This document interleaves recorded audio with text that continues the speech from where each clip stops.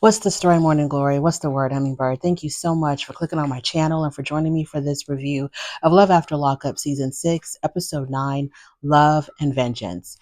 I thought this episode was a pretty decent episode, and I know that it was decent because I wasn't constantly looking at the clock to see how much more we had left. Because an hour and a half, y'all, to devote to a show that's not so good is torturous. But when the episodes are good, the time flies right by us. So let's talk about Julius and Alexis. So we are still at the scene where Alexis drove up into the parking lot and she catches Julius coming out of her car with two other females and one of his homeboys. So she wants to know what's going on because she's been calling him, blowing his phone up. He hasn't been answering. Now, keep in mind that Alexis just found out that she's pregnant. She wants to tell him the news that she's pregnant, but now she catches him red-handed with two other females coming out of the car that she let him drive. So she confronts him. She's like, "Who are these girls? What are you doing? I've been calling you. You're not answering. Who are these girls?" And he's like, "It's not like that. You don't understand." Julius is a man of very little words. Okay. He doesn't really like to express himself too much. So it comes off as him being very blasé, very nonchalant, like he really doesn't care. So he just keeps telling her, "Man, it ain't like that. It ain't like that." And the girls even tell her themselves that, "Look, we're just video girls. He hired us to be in a music video. We're not with him like that. It's not like that at all." But Alexis doesn't want to hear it. She thinks that, they're lying and they're covering up some type of, affair or something. I don't know. So when she was pressing him about, "Why didn't you answer your phone when I was calling you?" He said, "Well, I was in the studio. I'm in the studio. I'm in the studio." This boy stays on his phone religiously. He is every single scene that Julius has ever been in since he was released from prison. He has a damn phone in his hand and he's doing Lord knows what on that phone. He's constantly texting, or I don't know what he's doing. He's pushing buttons. He's looking at the phone. We have not seen Julius yet in a complete scene without that damn phone in his hand. So Julius says that at the end of the day, he's telling us now, he says at the end of the day that he's a rapper, and he's part of the nature of being a rapper is just going to have a lot of girls around you. It is what it is. And so she just needs to understand that. So while she's interrogating him, he actually gets back into the car and then he takes off with the girls, the homeboy, they all take off. And her friend is telling her, "You weren't hard enough on him," and so on and so forth. And then Julius comes back. He actually turns back around and I'm like, "Where did you go?" "Oh, I think he went to go drop off the girls somewhere." Is that what he did? I don't know what he did. I'm what was the point of all of that? You went and then you came back in like 5 seconds. Like, where did you go? What did you do? I don't know if the girls left with him or if they took an Uber. I have no idea. So he comes out of the car and he hands her the car keys. And he's like, "You know what? Here, you can have your keys back." And I'm thinking, okay, now she's going to take her keys, get in her car and leave him there and let him figure out how he's going to get back to the apartment.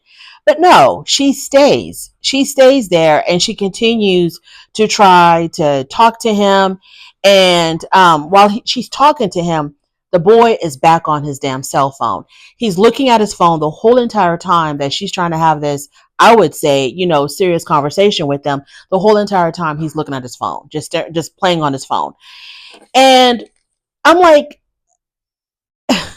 if you are on your phone this much while she's talking to you after she thinks she caught you messing around with a girl or two girls, I don't know. If you're on your phone this much, why didn't you answer her when she was blowing your phone up when you were at the studio? Maybe if he would have answered his phone, she wouldn't have felt the need to track him down. So he's always on his phone. The phone is always in his hand. But then when she tries to call him, he doesn't answer. It goes straight to voicemail. I'm beginning to wonder if he's like reading his script off that phone. Like if the producers sent him his script on the phone and, he's reading his script, like on what he's supposed to be saying in this particular scene, and the script is in his phone. That's what I'm beginning to wonder. So he never, and another thing about Julius, I've realized he doesn't make eye contact when he's talking to Alexis. When in his confessionals, he's looking straight into the camera during his confessionals. But when he's talking to Alexis, he never makes eye contact with her. He rarely makes eye contact with her. So her friend tells her that, you should have been harder on him, because at this point he goes back inside, he goes inside the store, I guess, to continue shopping. And her friend is telling her, you kind of let him off easy, and this is not a situation where you need to let him off easy. And Alexis is like, so what do you want me to do? You want me to just break up with him? And the friend is like, but you can't bring a baby into this situation, this toxic situation. Like, you can't do that. It's not good for you. It's not good for the baby. So you need to figure something out. And if you do want to stay with him, then how do you know he's not going to do this again? What guarantee do you have that this isn't going to happen again? So Alexa says to us that she deserves more. She's in her confessional. She's crying. She's boohooing. She says that she deserves more, and that she deserves to not be taken advantage of for who she is. And she never got the chance to tell him at that moment that she was pregnant. So I don't really feel sorry for Alexis. I have like no sympathy for her, because the last thing that she needed to do was to get involved with a guy like Julius. Now, Julius is probably a nice guy. He probably, doesn't have any ill intent towards anybody. It is what it is. The guy's been locked up for about 6 years. He comes out. What she should have done is she should have just let him have his freedom. And if they're meant to be, they're meant to be, after he has his fun, after he does whatever he needs to do out there in the streets, maybe then he would have come back to her. I don't know. I don't think it's a good match. This match really doesn't make any sense. But maybe a guy like Julius needs a girl like Alexis. But I don't think this was the right time for them to be together. And I for sure don't think it's the right time for her to try to get pregnant by him. I can't even fathom the rationality. Like, how did she justify to herself that it was a good idea to get pregnant by someone she didn't even really know, because they only knew each other through communicating from, back and forth while he was behind bars. They never met each other physically until the day he was released. And then for her to think, okay, I'm going to hurry up and get pregnant by him, when you can tell that his lifestyle doesn't really line up with yours, because she's constantly, nagging him about getting a job, and he doesn't want to get a job. He wants to make music. He wants to be a rapper. He wants to make money either in the music industry or make money out in these streets. He's not about clocking in and clocking out at a job. He's not about driving trucks or working in a warehouse or at a fast food joint, or he's not about that at all. So he wants fast, quick money. He wants the glamorous life, etc. And she has a 9 to 5. She is, I think she's like a home health care aide or something, or a nursing assistant, CNA. I don't know. She has a 9 to 5. She wants a regular life. She wants to have her little family. That's all that she wants. Excuse me, y'all. That's all that she wants. She doesn't want to live the fast life. She doesn't want to be with somebody that wants to live. So I don't understand how she got with him. I'm thinking this was probably just a relationship that was based on looks, lust. He needed somebody to be there for him while he was locked up. She found this guy in prison that she thought was very attractive, that she felt like she wouldn't have to work too hard to try to get him, because, he's in prison, he's lonely, looking for companionship. But this relationship was not, it has not started off in the best way. This is not a strong foundation. I don't know if they're still together in real life. I see him a lot on TikTok doing his lives. I don't really know what's going on in his lives. Whenever he has someone join him on the live, I think I've only seen girls joining him. So I don't know what's going on there. I don't know if they're still together, if they've broken up. I really don't know. I don't know. But I just feel like Alexa should have made better decisions. She really should have made better decisions, because she looks like a girl who has a good head on her shoulder. She looks like a girl who is, trying to do whatever she can to better herself. I don't know how she got caught up in this situation. But anyway, moving on to Damodrick and Quiana. So while Quiana leaves for the day to go to work, she thinks that Damodrick is also going to work. But on this particular day, Damodrick goes to his baby mama's house, Juella, because he really wants to see his youngest son. Y'all, the fact that he has yet to see his youngest son is so bizarre to me, because at the welcome home barbecue that his father had hosted for him, and Joella showed up with the two older boys, but not the young. It just didn't make any sense why she didn't bring all three children. And I understand that it's her ploy to try to get him to come to her house. She's using the baby to lure him into her trap so they can continue doing what they've been doing. I understand that. And the fact that, and of course he knows that as well. He knows that himself, that that's what's going on. They're both are going to use this baby as an excuse of why he showed up at her house. They're both going to do that. But for the public, for us looking at the show, the producer should have came up with a better storyline for that. It just doesn't make any sense that she withheld the youngest child just for an excuse for him to go to her apartment. It didn't make any sense at all. Anyway, because she could have brought all three kids to the barbecue and he still could have shown up at her house, because he's doing all of this behind Kiana's back. He's not telling Quiana, "Oh, I gotta go see Joella because I need to go see my baby boy." No, he's telling Quiana that he's going to work so he can sneak off and be with Joella. So Quiana gets to her job. She works in a hair salon, and she's telling her coworkers that because they see the ring on her finger, and she tells her coworkers, "Yeah, Damodrick asked me to marry him." Where did he do that? Because that wasn't on camera. What we saw was him take that ring off the cake and put it on your finger, and he gave some speech, but in that speech, he did not utter the words, "Will you marry me?" He didn't get down on one knee. He didn't ask you, "Will you marry me? Will you be my wife?" There's so many variations of proposing to a woman, and he didn't choose any of them. So, and he even told us in his confessional that this was not a proposal. It was just a promise to a proposal. A promise that at some point he will ask her to marry, or some nonsense like that. So while she's at work, Damodrick is at Joella's house, and we see the baby boy. He reunites with his little baby. He tells us that he hasn't seen his child since the child was a baby. I think the boy is now like 2 years old. So this child has never seen him at all, doesn't know him, but he ran up to him like he knew him. So I guess Joella did a really good job in making sure that the kids were having constant contact with Damodrick, because I was surprised that the child even knew who he was, because when he went to prison, this child was still in diapers.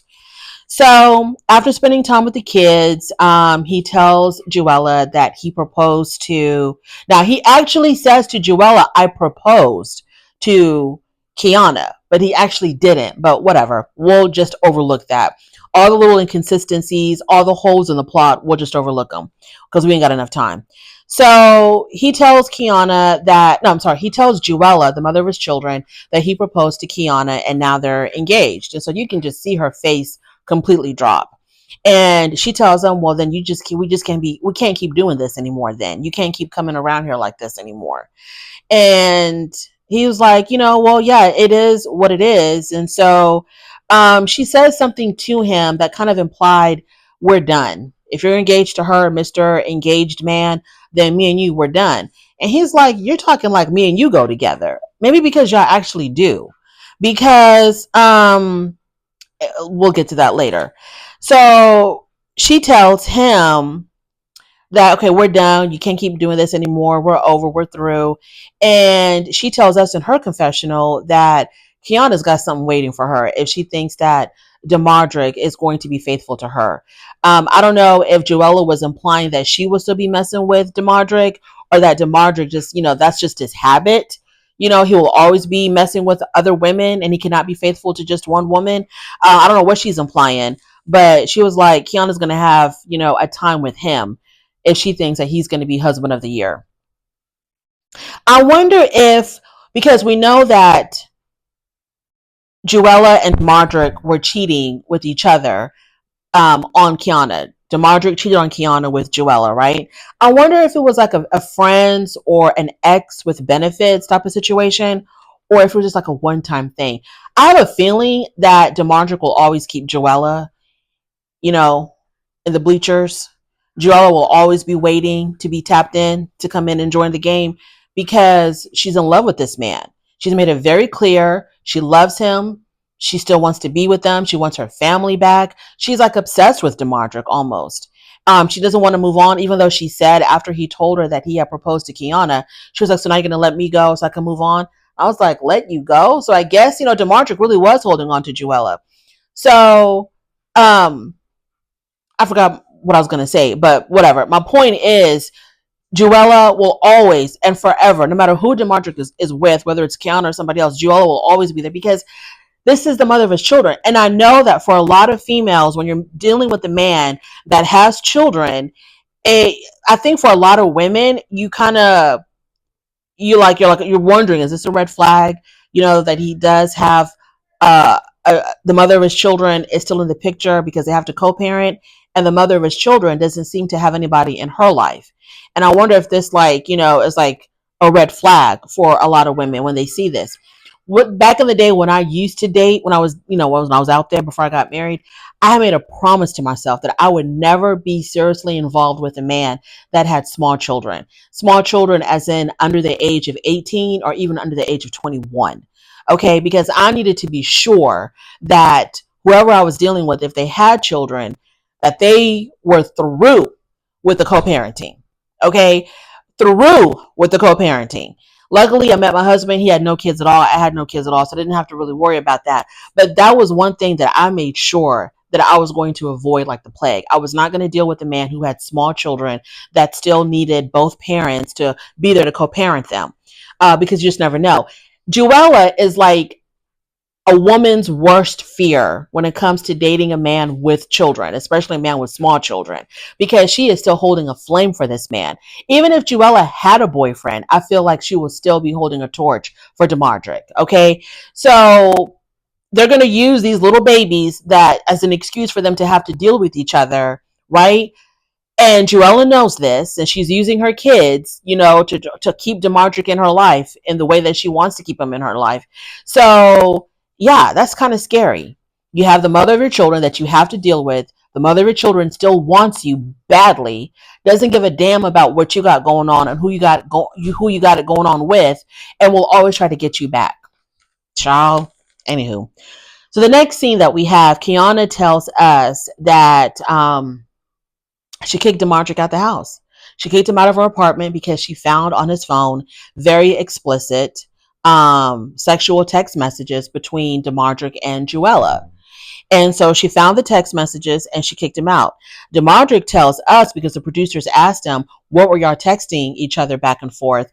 And Damodrick lies. And he says, oh, we're just texting about chilling. We're just texting about hanging out. I was like, okay, what was hanging out? What was hanging out when you were with Juella? So Damodrick wants to get Quiana back. So he's blown up her phone, and when she's hanging out, I don't know who she's with. She's with her cousin or her friend or something, and she's telling her cousin, her friend, that, hey, this is what's been going on. I kicked him out because he's back with Juella. And she tells her cousin, we, as in her and Damodrick, she goes, we've been dealing with Juella ever since we were seniors. And I'm like, Quiana, why? Why have you put up with this for so long? Why? You've been dealing with Juella going in and out of y'all's relationship ever since you were a senior in high school or college. It don't even really matter. It's too long. Whether it was a senior in high school or a senior in college, girl, it's been too damn long. I think she was a senior in college. No, ma'am. So her cousin tells her, you got to break up with him. This has been going on too damn long. And Quiana doesn't want to break up with them. So the cousin's like, look, if you don't want to break up with them, maybe y'all should go to counseling. That also blows my mind. The people who are not married, well, they're engaged. So I guess it would make sense for them to go to counseling. But I don't understand boyfriends and girlfriends going to counseling, because if it's not working out and you're both unhappy, just break up. Anywho, so while she's with her cousin, Damodrick has blown up her phone, so she goes outside to talk to him, and he wants to get back with her. He wants to see her again. So she's like, okay, sure, fine. He comes over to the apartment, and when he's there, she is steady throwing his stuff out. Okay, they're in the bedroom, and she's just pulling stuff out of her closet, throwing them on the floor, throwing them on the bed, throwing them in his face. And she was like, get your stuff and leave. I hope this is the end of Quiana and Damodrick, because Quiana, this man's making a fool out of you, girl. He is making a fool out of you, girl. Please let this man go. He really wants to be with Juella. I don't know why he's not with Juella. I don't know if there's some kind of a kink that they got going on where it's like a turn on for them to be with other people and still mess with each other. I don't know. But girl, get out of this mess. You are too pretty. You are too intelligent to be dealing with stuff like this. Moving on. Will and Courtney. So Courtney tells us, how it sucks being in prison, you think? She talks about, when you're in prison, they strip you of all your rights and your freedom, and you can't take a shower when you want to, and you can't eat when you want to, and you can't do this and that when you want to. I know, girl. That's why a lot of us try to stay the hell out of prison. Okay, that's why a lot of us stay away from things that would lead us in prison, lead us to prison. We know how it is. We know how bad it is. You don't got to tell us. Okay, we understand. Okay, so Will takes her to like I don't know what it was. He takes her to a place where she can it's like a flight simulation school or a flight simulation class where you get into something that looks like an airplane and it simulates you actually taking off and flying.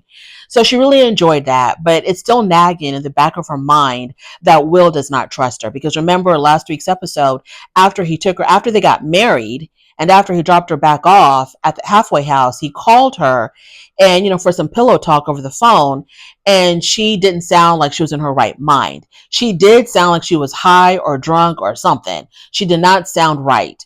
And so he was upset with her because he thought that she was using again. So when he saw her the next day, he brought that up, and it really pissed her off because she feels like he doesn't trust her because she's trying to make him believe that she's not using. So even though he took her to this flight simulation class, she's still upset with him. So she tells us that the reason why when a man has trust issues with her, the reason why that it triggers her is because in the past, men who did not trust her ended up abusing her. So with her, a lack of trust means it's going to lead to control and abuse. So he takes her to a sandwich shop for their like official first date. They're already married, right? But now they're having their first date. He takes her to a sandwich shop and she's being like really grumpy. She has an attitude. And when they're at the counter and he tells her to order, she's like, I don't want nothing here. And so he's like, okay. So he orders a couple of sandwiches for them. They go outside and sit. And for whatever reason, just like completely out of nowhere, she starts berating him for taking her to a sandwich shop. She's like, what is this? Why are you taking me to a sandwich shop? Are you cheap? Are you broke? And he's like, how can I be broke when I spent all this money on you? So he starts listing off. He spent a couple of bands on this. He spent 10 bands on the ring. He spent 10 bands to get her out of prison. He spent 5 bands to buy her new wardrobe when she came out of prison. He's like, how am I broke when I've been, taking care of you and doing all this stuff for you? Like, what are you talking about? So they start arguing. They're going back and forth. And he says to her, well, if you keep acting like this, I'm going to put you on a shelf and keep you as a souvenir. Well, that sets her off even more. She goes, well, here's your souvenir. And she takes off her ring and she gives it back to him. So he tells her that she's really ungrateful, does not appreciate all that he's done for her. And he says he spent so much on her and that even as he's taking care of her and buying her all this stuff and spending all this money on her, he tells her, and I know that you're still communicating with your sugar daddy. So when she was in prison, she had a plethora of sugar daddies, men who were sending her money. And Will tells us that he encouraged her to keep these sugar daddies around because he was like, I wasn't going to send her money while she was in prison. So he was like, yeah, I was cool with other men sending her money. So when she came out of prison, I guess he expected her to cut all of that off. And so he tells her, and I know you're still dealing with your sugar daddies because I've seen it on your phone. And she goes, oh, so you're looking through my phone now. And he's like, no, you're talking to them when you're with me. He says, you sit next to me and you answer them. Oh my God, Courtney, girl, what are you doing? You thought he didn't know? And then they showed us a clip of when they were riding in the car. She was she was taking a selfie, with those perched up duck lips. I didn't know people were still doing that in 2025. Taking a selfie with your lips all. People still do that. So it's like, girl, you were not slick. Anyway, so he tells her, you're right next to me when you're communicating with them. That's how I know. And so then Courtney was like, well, if you provided for me a lot better, I wouldn't have to go to them. So she is still communicating with other men. She is still accepting money from other men. So it seems like, like she started this argument because I don't know if she has someone else to go see. I don't know if somebody promised her some money and she's got to go get it. I don't know what's going on, but this argument just came out of left field. And I thought that Will did a good job in expressing himself by telling her, well, you did sound kind of loop-de-loop when I talked to you on the phone, so I was worried. But if you're telling me that you're not using, then I'm going to believe you. But then she was still trying to keep this argument going. And then she just made a small issue into a much bigger issue. And I think she did it on purpose. I think she was trying to start an argument with him so she can have an excuse to get away from him so she can go do something else with somebody else real quick. And they haven't even left the state yet because they're supposed to be going to California together. They haven't even left, I don't know if it's Oregon or Washington, wherever they are. They haven't even left the state yet. And she's already causing all of these issues. And I'm like, girl, no, ma'am. And I think Will is a decent guy. Nobody is perfect, right? Nobody is perfect. But I think, and I think that obviously, I don't think he should have married her. I think that was the wrong mistake. Okay, this girl needs to get her life back together. She's a recovering addict. She needs some alone time. She needs some Courtnee time to put herself back together again. And then he can see from afar. He can observe her from afar to figure out, is she really marriage material? Don't be so concerned about getting her across state lines just so that y'all can spend time together. Marriage is a pretty big deal. You can't use marriage just to be able to travel to California together. So he should have left her alone, let her get her life together. And if she was still interested, and if he was still interested, then they can, try to make something happen afterwards. But her coming fresh out of prison, recovering addict, bad idea to get married. JK and Brooke. So Brooke is back at home with her mom. We see them working in some shop. I don't know if it's her mom's shop or if they're working for somebody else, but you can tell it's hot as hell in there. So they're working, doing whatever they're doing in this shop. And of course, Brooke is doing what Brooke normally does, which is stalking JK. So she's, calling him. He's not answering his phone or whatever the hell. And, oh no, he told her, or she thinks that he's looking for work. That's what it is. She thinks that he's back at his house looking for a job. But instead, JK is making plans to see Alexis, his ex-girlfriend, who still is holding a torch for him, still is very interested in him and wants to be with him. So, he goes to see Alexis, right? He goes to see Alexis, and Brooke had put a tracker or his location. She knows what his location. She put his location on her phone, however it goes. And so she knows that he went to go see Alexis because it's showing up that he's in that city, right? It's showing up that he's in that city. And so she's like, oh hell, she tells her mom, oh hell no, he's in Alexis's town, so I know he's with her. And her mom is like, Brooke, I need you to calm down. Okay, you don't know what's going on over there. Do not jump to conclusions. And so Alexis doesn't want to hear it. I mean, not Alexis. Brooke doesn't want to hear it. She's like, oh mom, get real. So she leaves her job, gets in her car, and she peels off. Okay, we finally get to meet the infamous Alexis. So we see Alexis. She seems like a really sweet girl, really quiet. We find out that when Alexis and JK were together, she cheated on JK with her ex-husband. So that's what broke up that relationship. So while they're sitting there talking in Alexis's house, JK tells her, you could have been the one picking me up from prison. Like, that's a flex.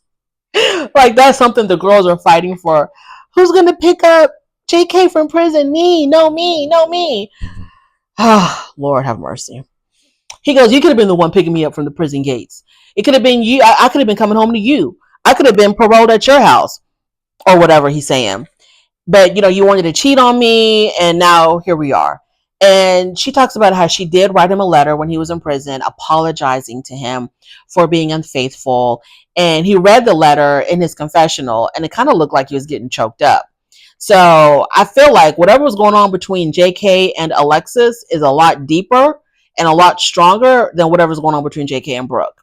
And JK even tells us that Alexis was more chill, more laid back, that she let him do whatever, probably because she was doing whatever with her ex-husband. And so maybe that's why she didn't care what he did.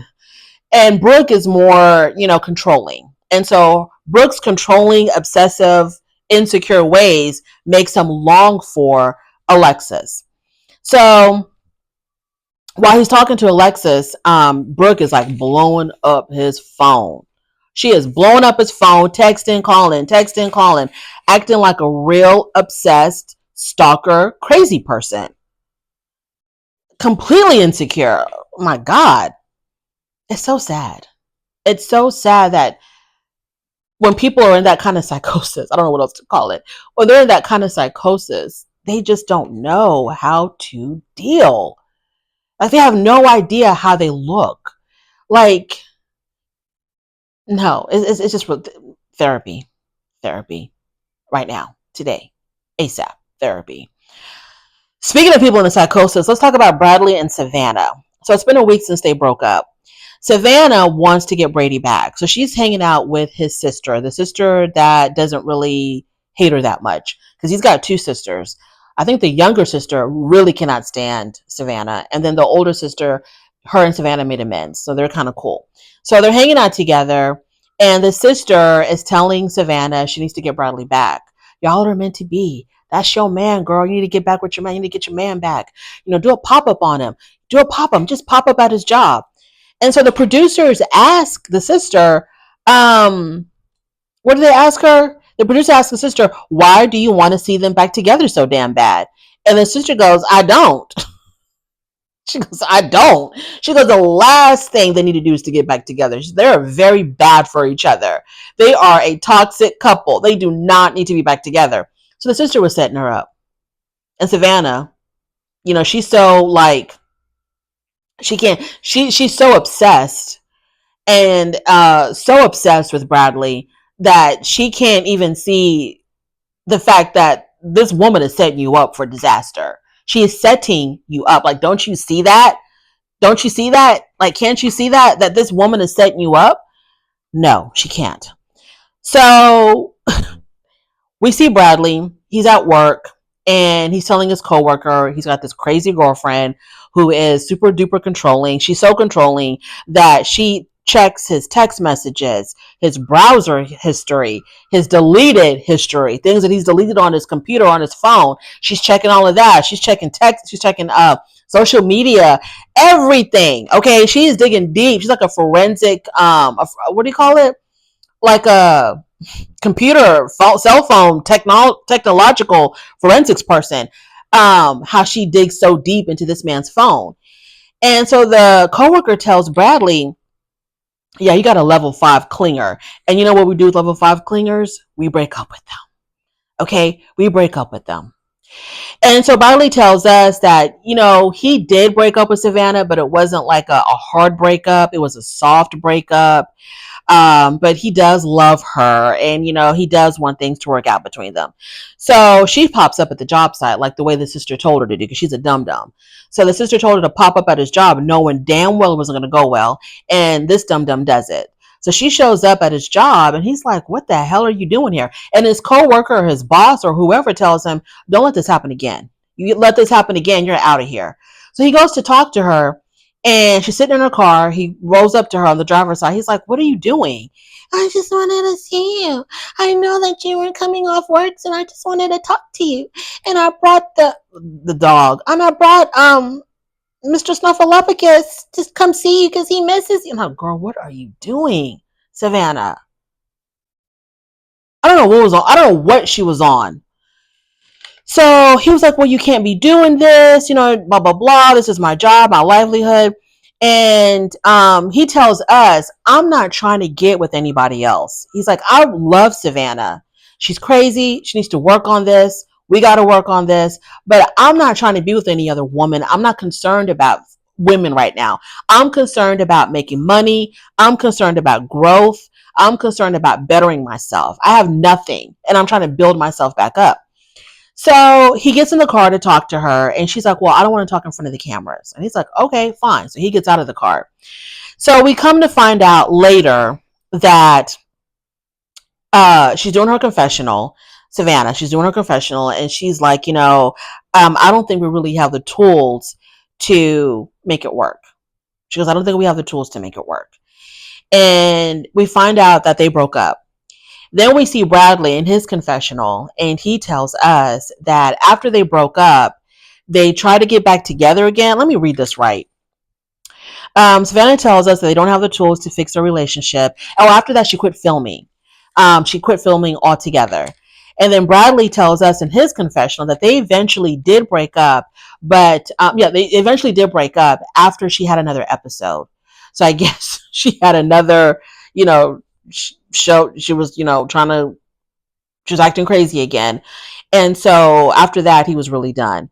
She tried to reach out to him, but he didn't want nothing to do with her. And I'm like, good for you, Bradley. Good for you. Normally, it's the felon that can't get it together, right?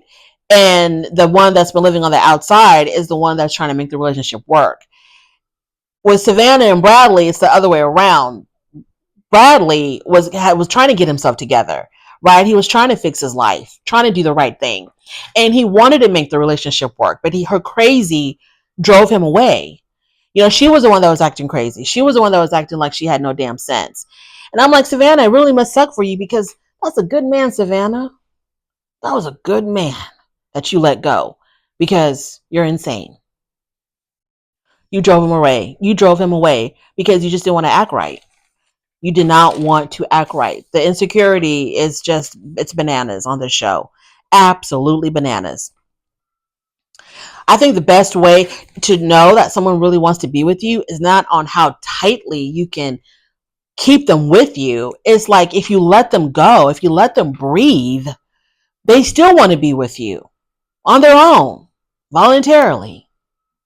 Thank you so much for joining me. I really do appreciate it on your way out. Please don't forget to rate the video if you like this content, subscribe to my channel, and I'll definitely talk to you later. Bye.